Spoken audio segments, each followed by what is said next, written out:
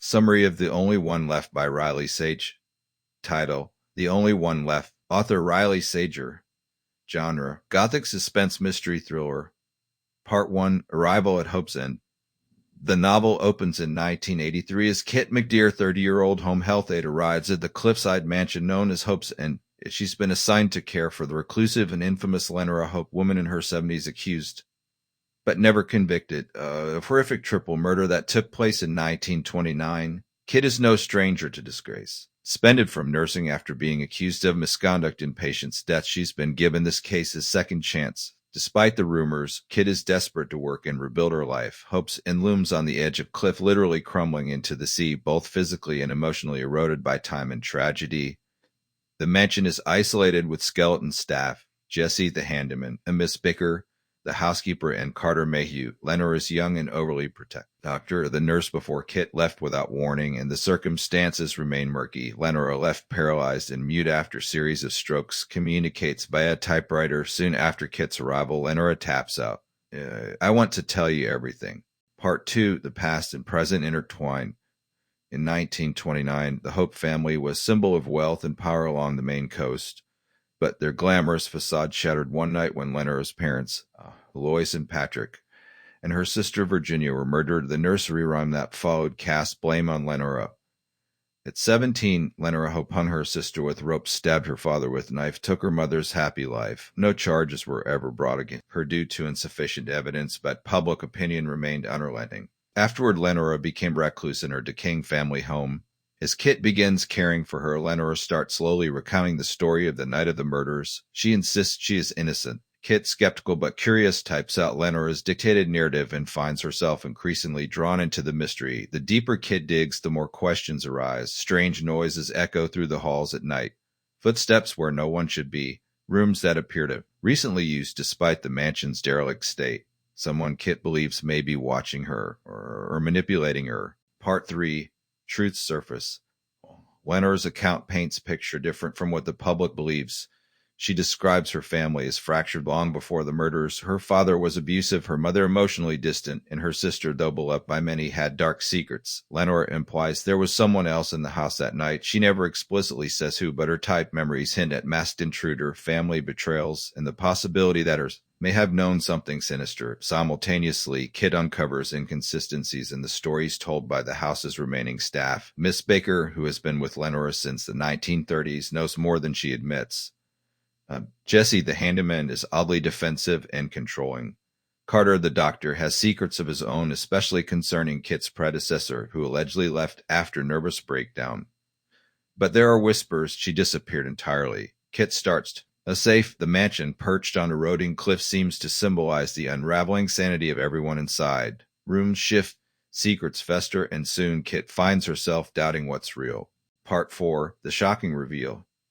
As Lenora's typed confession progresses, Kit begins to suspect that Lenora may not be Lenora at all. Small discrepancies, handwriting samples, the way she reacts to old photos, things she should know, make Kit question the identity of the woman in the wheelchair. Could this actually be Virginia, the supposedly murdered sister who somehow survived? Through a series of harrowing discoveries, Kit uncovers the truth. Virginia survived and assumed Lenora's identity in violent altercation on the night of the murders. It was Virginia who killed their parents. Lenora, trying to stop the chaos, fell or was pushed from balcony. Everyone thought she had died, but Virginia, injured and traumatized, was able to manipulate the scene and take on Lenora's identity, partly to protect herself and partly out of desperation to escape the abuse of their parents.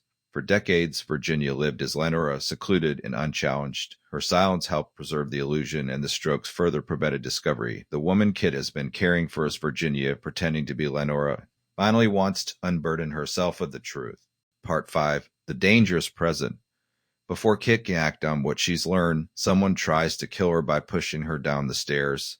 She narrowly survives and begins piecing together the involvement of the other people in the house. Carter, it turns out, knew about the switch and had his reasons for keeping it secret, mainly money and control over Virginia Lenora's estate. The real Lenora's body was hidden in the mansion's walls, and when it is discovered, everything apart. Kit alerts the authorities, but not before the climax. Hope's End begins to collapse during violent storms, symbolizing the literal fall of the House of Secrets. Kit barely escapes with her life. Carter and Jesse die in the destruction. Virginia, unable to escape her wheelchair, perishes in the collapsing structure. Part 6. Aftermath and Redemption. Months later, Kit has regained her license and is working again in Commerce safer facility. The case Hope family is finally closed after decades of speculation. The truth, once buried beneath trauma, identity swaps, and social stigma, is finally laid bare. Kit writes memoir detailing her time at Hope's End, turning tragedy into themes and analysis.